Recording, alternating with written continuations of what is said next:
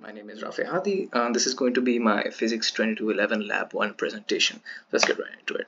The purpose of this lab is to compare the position of an object traveling at constant velocity as we observe it using a software called Tracker to a predicted position that we expect based on the principles of physics. And I'm going to be using a circular water bottle for this experiment. And we're essentially trying to demonstrate the principles of Newton's second law with this experiment. What is Newton's second law? It's just a net external force being equal to the change in momentum of a system divided by the time over which it changes. So this equation is essentially what this is trying to say in words here. And what's interesting here is that we can actually derive the velocity update formula that we're probably familiar with from this equation, right? So using the momentum update formula that we already know, if we plug this equation into that formula, we can derive our velocity update formula here. And this velocity update formula is what provides us like the basic physics principle that's backing this experiment, right? The idea that if you stop applying a net force to your object and it's just in motion already, your velocity should remain constant, right? That's what we're essentially trying to showcase with this experiment. Just to sort of add on to that, this diagram should demonstrate, right? If we have a net force here being applied to the object should be gaining or losing velocity depending on what was happening beforehand, right? But there should be a change in velocity.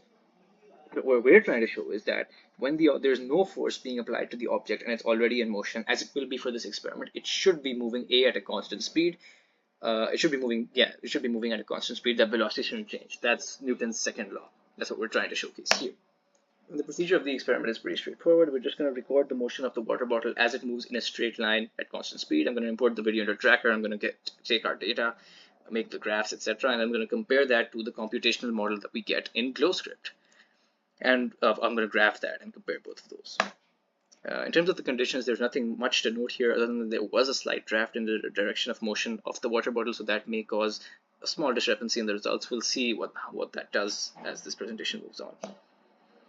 This is the experiment, as you can see, implemented in Tracker. So these red dots are just me tracking the center of mass of the water bottle each time. And you can see that this has been plotted in the form of this graph by Tracker itself. So you can see already this seems to be a relatively straight line, which is a good sign that the speed is staying constant. But we'll see as I plot this data out into Google Sheets. But this is how the experiment was done in Tracker. And this is what the data looks like as it's observed, as I plotted in Google Sheets. Now onto our computational model, right? There isn't much I've changed here because we already were provided with pretty decent starter code.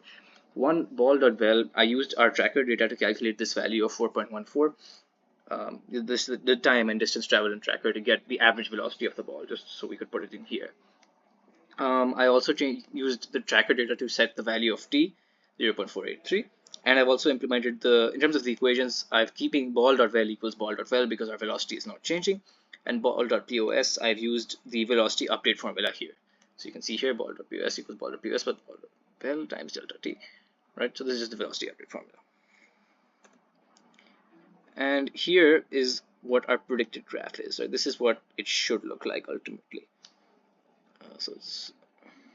And this is the comparison between both of them. So you can see here that there's some discrepancy at the start and at the end, but for the most part, they're sort of overlapping. We'll get into why this is happening in a bit, right? And actually right now. So in terms of potential causes of error in this experiment that may cause our results to differ from the prediction. For one, outside resistive forces, right? So for example, friction or air resistance or the slight draft that I mentioned earlier affect the system in real life, and that can cause discrepancies in our speed, in our velocity, sorry. Secondly, human error in terms of we have to track the mass on Tracker manually, and I'm only human, so there's possible that there's some error in that you just can't control for, right? And thirdly, rounding error, because I do believe Tracker tracks data to 3 decimal places or 3 decimal places only, and in GlowScript as well, because the data that we're using is kind of approximated in that sense, it's possible that causes the results to deviate slightly as well. Now on to some more interesting discussions about this experiment. What if we change stuff? What if we flip the axes, for example? Well, nothing much really would change actually, other than the graph slope, the gradient, as you might call it, would now be negative. Everything else would be pretty much the same, like the graph, the shape of the graph, the value of, I guess the sign would be flipped, but other than that, pretty much everything else would be same. It would just be the graph would be sloping downwards. Now, is net force zero? Because we can see the presence of resistive forces on the water bottle in real life is pretty obvious. Net force, like for example, friction and air resistance, net force is not zero in real life as we do the experiment, even if in theory it is. Now, how many forces would be added up to give this potential net force zero? And the reality here is that that's impossible to say. There's no way that we can sort of there's no way that we can tell that. There's potentially infinite number of forces acting on the water bottle as it's there on the floor. So there's no way for us to tell, basically.